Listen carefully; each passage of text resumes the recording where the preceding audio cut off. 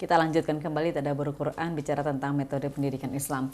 Tadi yang Ustadz Fahmi sampaikan ini kan merupakan dasar pemikiran kita ya, bagaimana kita diperintahkan untuk memberikan pendidikan Islam sebagai dasar gitu Ustadz. Nah, mungkin ada lagi yang ingin disampaikan di wilayah ini atau kita langsung menuju kepada metode atau silakan Ustadz bagaimana? Ya, pemirsa sahabat TVmu yang dirahmati Allah Subhanahu wa taala, pendidikan Islam ini kan menjadi dasar bagi kita membentuk syakhsiyah atau kepribadian Islam. Jadi bagaimana kita mewujudkan kepribadian Muslim, maka harus melalui pendidikan yang benar sesuai dengan tuntunan yang ada dalam Quran dan hadis Rasulullah SAW. Ya. Di antaranya tadi yang pertama adalah tilawatul ayat.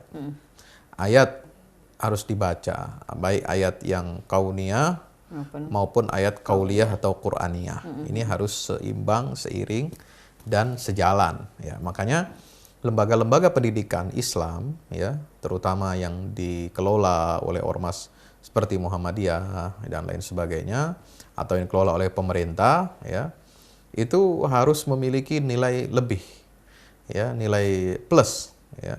Bukan hanya dia bisa pandai secara sains, tetapi juga harus bisa menjelaskan ayat-ayat Al-Quran yang berkaitan dengan fenomena sains.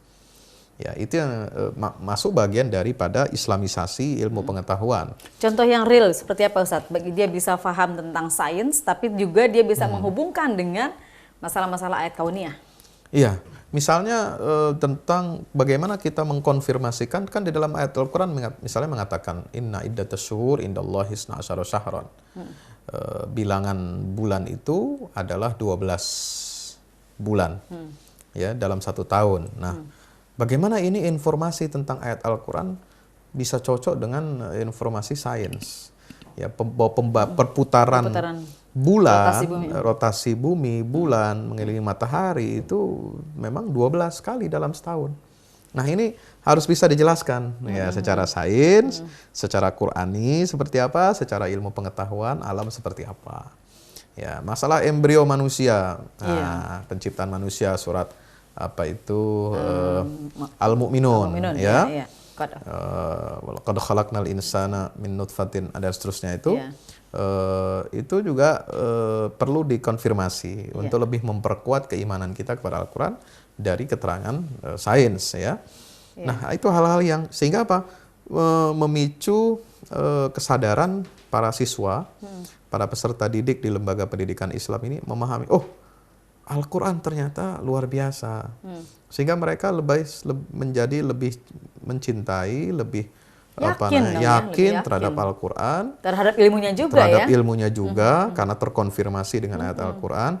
Jadi sempurna-sempurnanya ilmu adalah ilmu yang terdapat dikonfirmasi dalam petunjuk Al-Quran.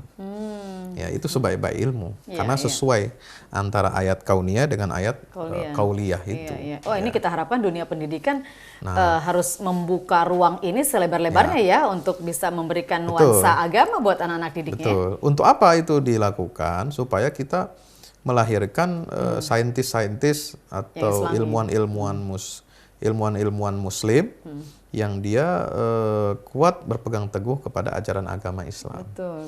Ya, tidak sekuler tidak anti terhadap agama, karena dalam Islam ini antara agama dengan ilmu pengetahuan itu berjalan seiring.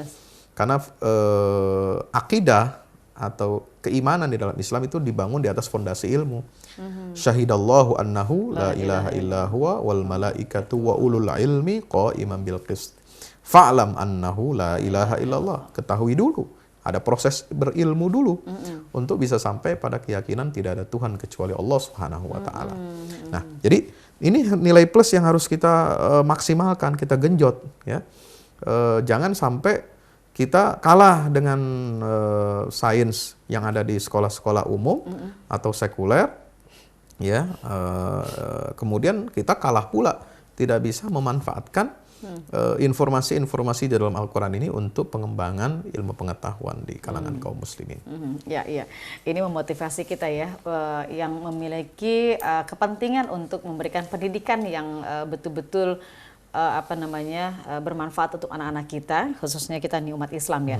Kembali lagi, lalu kembali kepada metode pemberian ilmu itu sendiri, apa yang dipandu oleh Islam? Ya, Al-Quran mengajarkan yang kedua yaitu yu'allimuhumul kitab wal hikmah. Mengajarkan isi Al-Quran, Alkitab dan ilmu pengetahuan atau hikmah. Jadi ada proses taklim. Ya, taklim itu sebenarnya adalah seperti misalnya taklim ini proses seperti halnya doktrinisasi, pendoktrinan. Ya. Jadi ada nilai-nilai dogma, nilai-nilai doktrin yang itu diterima secara taken for granted, artinya diterima secara jadi, ya, bergaransi dari Allah Subhanahu Wa Taala. Ini adalah dalam hal-hal yang berkaitan dengan syariat. Ya, kalau tadi itu ilmu alam, ya, tentang sains, ilmu alam semesta, itu bisa kita observasi. Kita konfirmasi antara ayat kauliyah dengan kauliyah. Iya. Nah, yang taklim ini yang sifatnya doktrin tentang prinsip-prinsip rukun-rukun iman, rukun Islam, yang harus kita tanamkan, karena itu harus berdasarkan dalil. Yu'allimuhumul kitab wal hikmah, berdasarkan dalil Quran maupun hadis. Masuk dalam kategori ini juga adalah menjelaskan tentang peranata-peranata sosial yang ada di dalam syariat Islam. Oh, bukan pada tataran tauhid aja ini? Bukan hanya tataran tauhid, ya. Tauhid, iya, rukun iman. Kemudian ibadah, rukun Islam. Ibadah kan tidak bisa, akidah dan ibadah kan tidak bisa di otak-atik. Tidak bisa di otak-atik, ya. Rumusannya itu baku. Iya.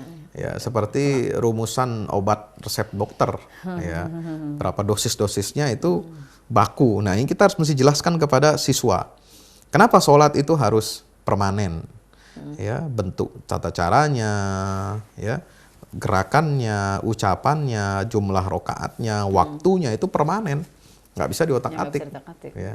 Anda mau hidup di wilayah tropis atau di wilayah kutub utara atau kutub selatan, ya, sholat itu tetap 5 waktu. Ya, puasa ya wajib di bulan Ramadan.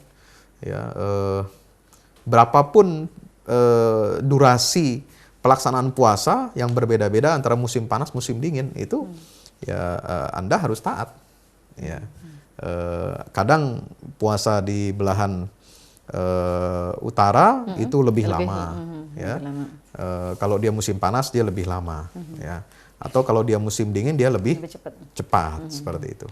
Kalau di tropis itu stabil, ya, waktu durasi puasanya. Kemudian zakat haji, kenapa manasik haji itu ya seperti itu aja.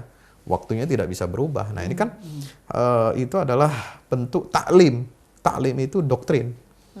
Tetapi doktrin yang tidak sembarangan doktrin, dia doktrin yang berlandaskan hikmah, ilmu dari Allah Subhanahu Wa Taala. Iya, artinya kembali lagi kecakapan si guru nih ya untuk bisa memberikan penjelasan yang memudahkan anak didik ini untuk menerima begitu ya, bukan secara terpaksa, tetapi dia bisa menerima secara akal dan hatinya. Gitu, Ustaz, ya. Nanti kita lanjutkan kembali pada segmen yang terakhir, dan sahabat TVmu tetaplah bersama kami untuk mengikuti kelanjutan dialog kita tentang pentingnya atau metode pendidikan Islam. Kami akan kembali setelah informasi yang berikut.